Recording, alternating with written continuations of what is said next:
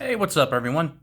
I just wanted to point something out to some of you. You might see some coins today, but this really isn't a coin video. Just wanted to kind of show something with some props. I'm thankful for many things. Banks are not one of them. Right now, my wife and I have a house that we purchased a few years ago, and we have roughly a 3.5% mortgage. So I kind of showed that here. So 1 point, 2 point, 3 point, 3.5% mortgage. And at this time, we are getting 0.25% on our savings. Now, we tend to keep, put money in retirement and whatnot. Then we keep money that we'll need either saving for something short term or, several months expenses. We'll keep that in the bank. But this is our return. So the bank is basically getting about, 14 times what they're giving us when they're loaning the money out. Yes, 0.25. I've asked if they have anything else, any other products. They only have one that would force you to have so many credits and debits to your account per month, which is a pain in the neck because we already have a lot of stuff in our own banks from before we got married. But anyway, I digress. Now, as you know, mortgage rates have risen lately. They were about 7.5% for a while. Now they're down to 6.5%. So we have 1, 2, 3, 4, 5, 6.5. So 3 years ago, they were giving us basically 14 times what they were taking 14 times more interest than what they were giving us on our savings. Over here, we're getting 26 times. They're getting 26 times more than they're giving us on our savings. This has almost doubled. So let's say 14 quarter points to 26 quarter points. Almost doubled. But this stays the same. The banks were profitable here. The banks are really profitable here.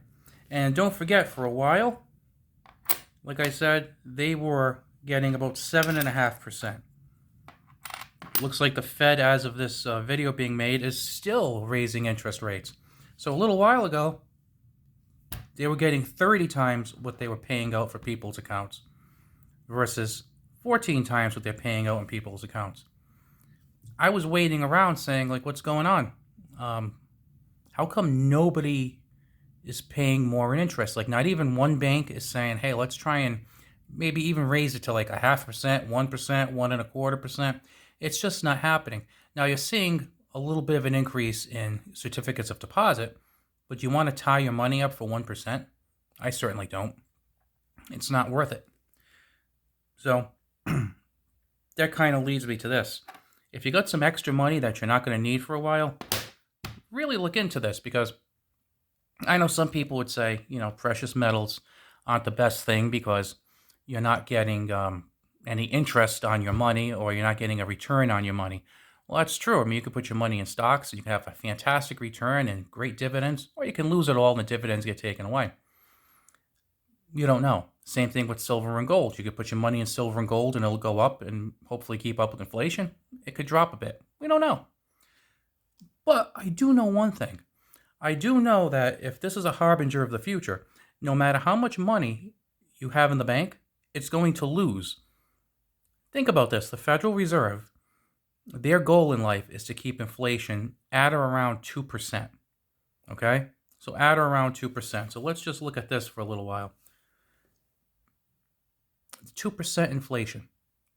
You're only getting 0.25% of your money. So if you put $1,000 in the bank and inflation's only 2%, you just lost $20 in buying power. At the end of the year, your money has about $980 of buying power instead of $1,000. You lost $20.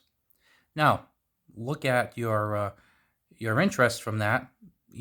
Let's say 0.25%. That would end up being about $2.50. So you lost $20 in buying power. You got $2.50 in interest. So you're down $17.50. So you're going to lose money. Now, let's look at if inflation is 9%, like it was recently. 9%, you lost $90. So your $1,000 basically only buys $910. Okay, and then you got that same $2.50 interest.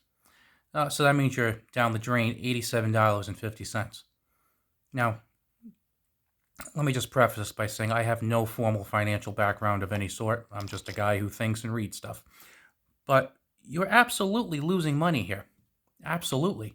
There's no doubt you're losing money. I'd rather go with this with at least some of my money.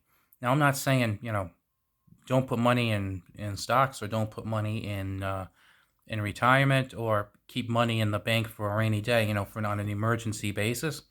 But you're really not doing much worse off if you have some cash in the house, because what are you really losing on a for a short-term basis anyway? And why not put some money in this? Especially if you look what's happening now, it seems like there's like kind of like I don't want to say a shortage, but it seems like a lot of stuff is tough to come by, and premiums have gone up quite a bit over spot price on gold and silver and platinum. So it might make some sense to keep that around. Just some food for thought, because I'm really curious as to whether any of you notice this, because I was thinking when the rates go up, they'd at least throw us a bone and maybe increase it. Maybe they would turn this to this, which is still anemic, or this, which is again still anemic. But no, they just kept it all to themselves, and they're going to watch their profits grow. Something to think about. Have a good one, guys. If you're not subscribed, I would appreciate it. I'll talk to you later.